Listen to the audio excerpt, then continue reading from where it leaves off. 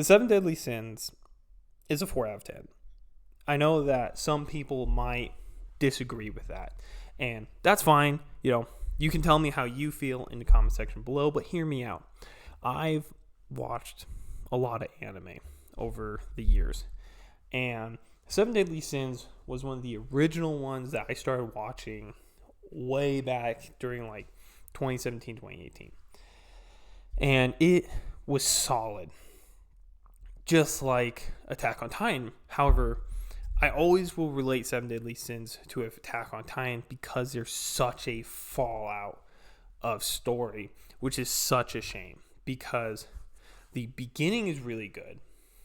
And then the very end has some good ideas. But to connect them, it just did not work at all. And that's why it's a 4 out of 10. I think on average, it's a 4 out of 10. I think there's some high peaks, some greatness. But there are some low lows and a good duration of lows. Right? It was a consistent story. And so that's good. There's not a lot of filler. However, that also hurts it when there's such a bad slump. But let's talk season by season right now.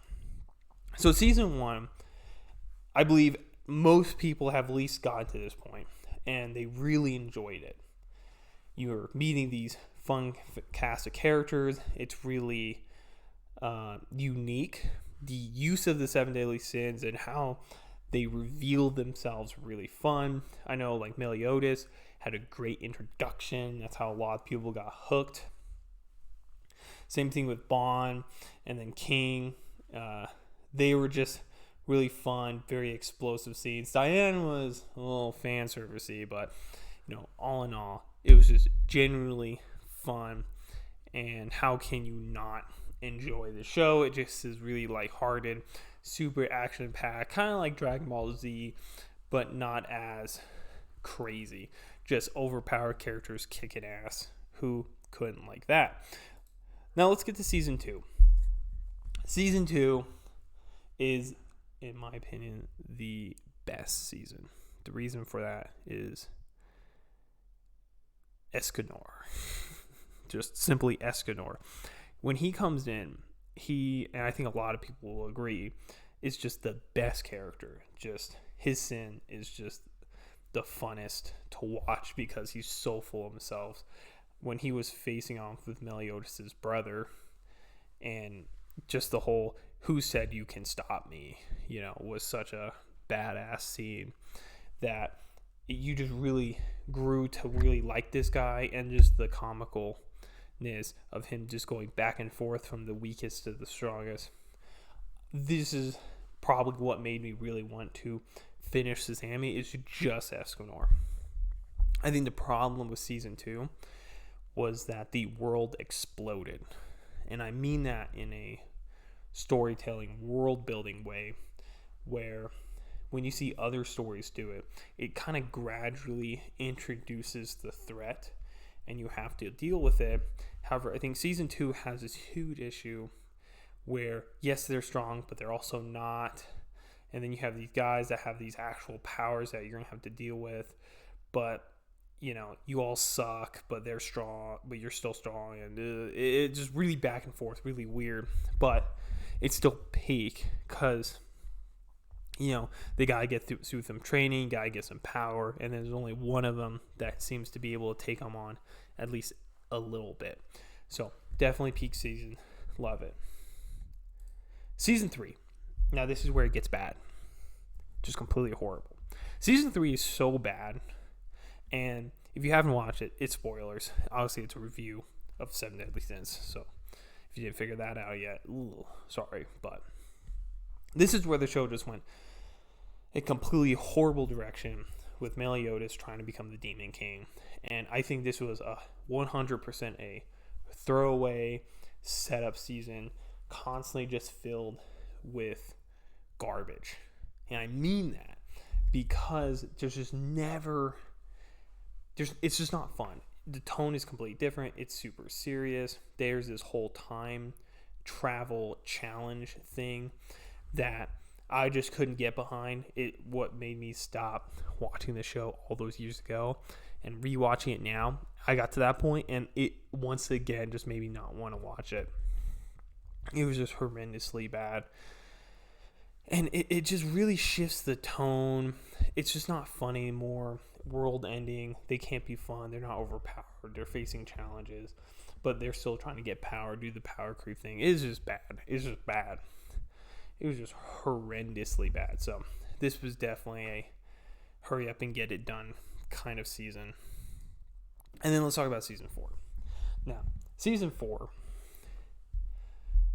was very similar to the end of Fairy Tail, where there's a lot of loose ends, stories ending, time for everything to collapse and reveal everything that was going on.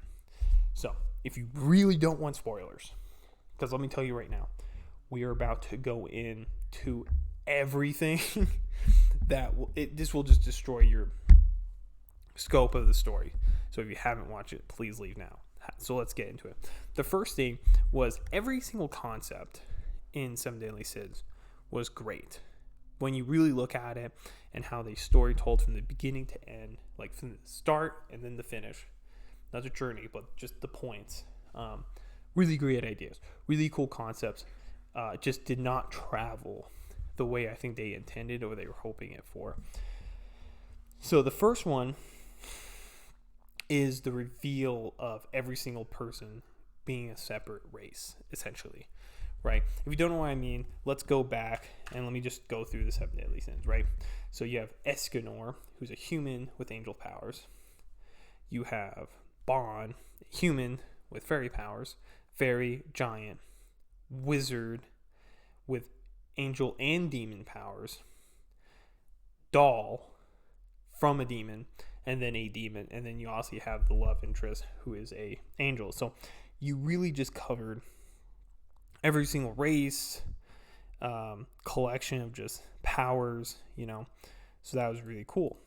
So really shows the world. And so when you learn who they all are, you're just mouth drop, like, oh my god, everyone's different. There's no one that's just a human. And then we are looking at, unfortunately, some crazier twists that did not come out as well. Like Meliodas' fake brother got revealed. And that was such a cool twist that wasn't done real well because it was made, the reveal was really bad. It was made out to, he wanted to be Meliodas. And then just how it progressed just got really weird. Really, I don't want to say strange, but he captured the love interest. I forgot her name already. It's been 5 minutes. I already forgot her name.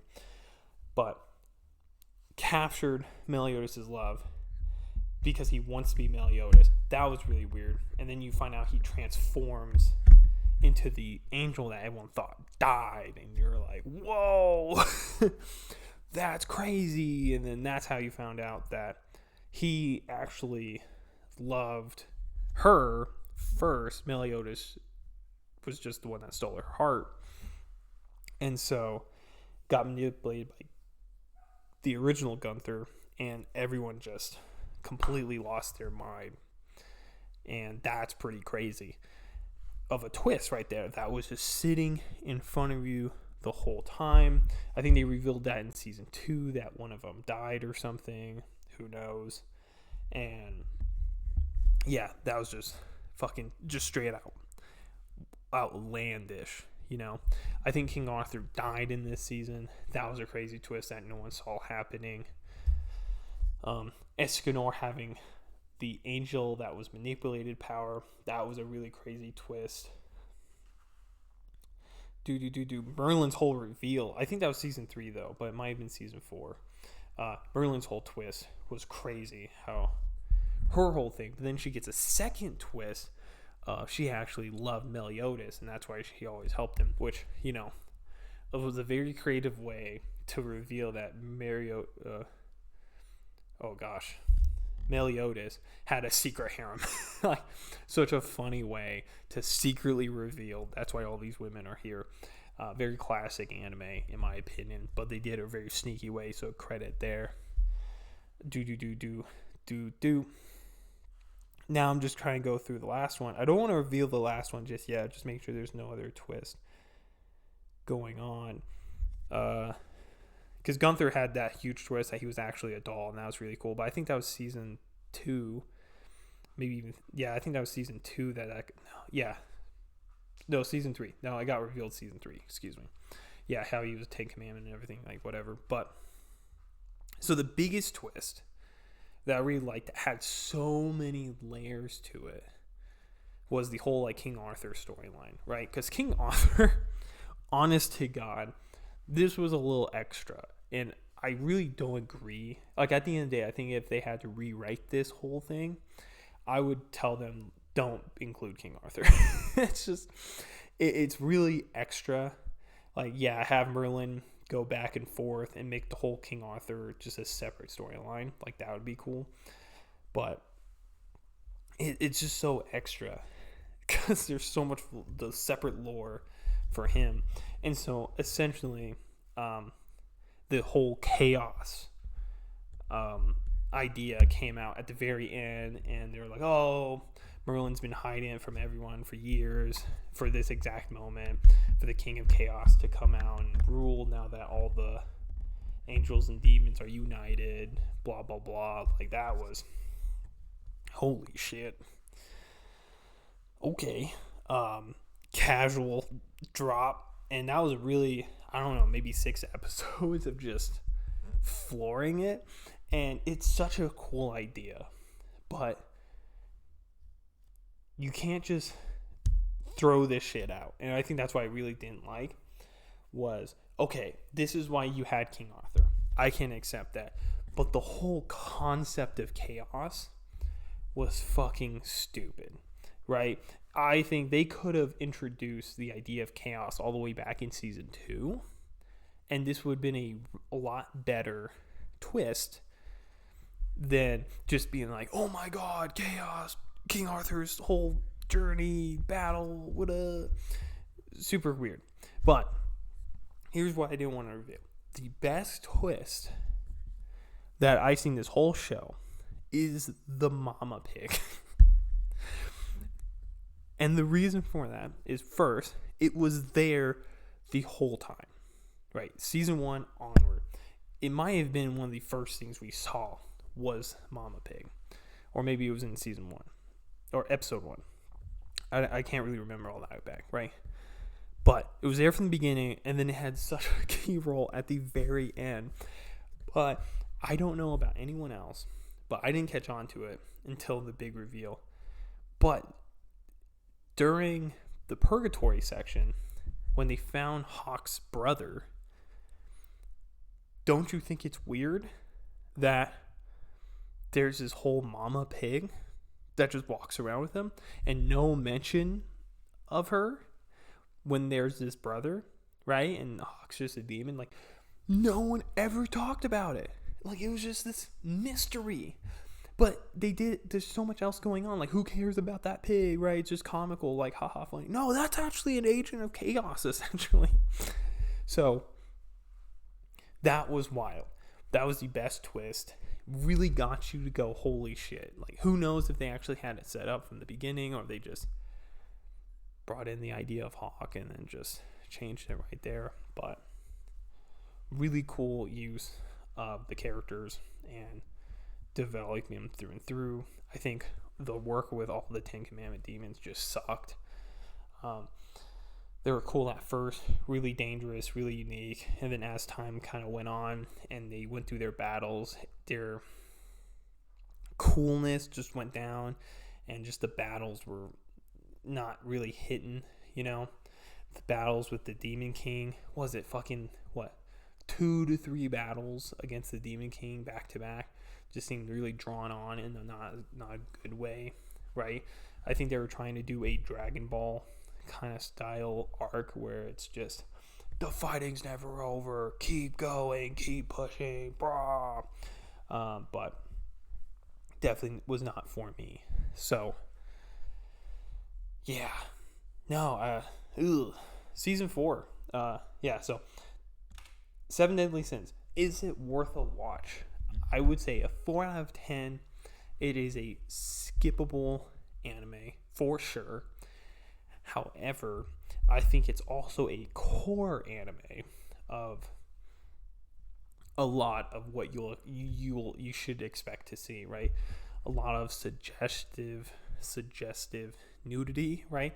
I think this show is very much an example of this is pretty much the limit. Like, if you're worried that, anime is going to be very suggestive, really, like, maybe too lewd for you, this is, like, the most that I've seen any real anime go, right? So, if you don't like how lewd this one is, then good news. A lot of other animes are less lewd than this. If you're completely okay with it, then there you go, green light.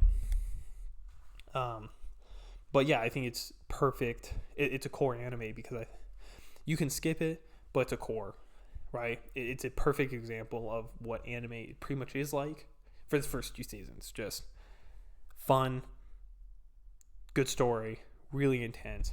The end execution is just tough, and sometimes that's anime, unfortunately.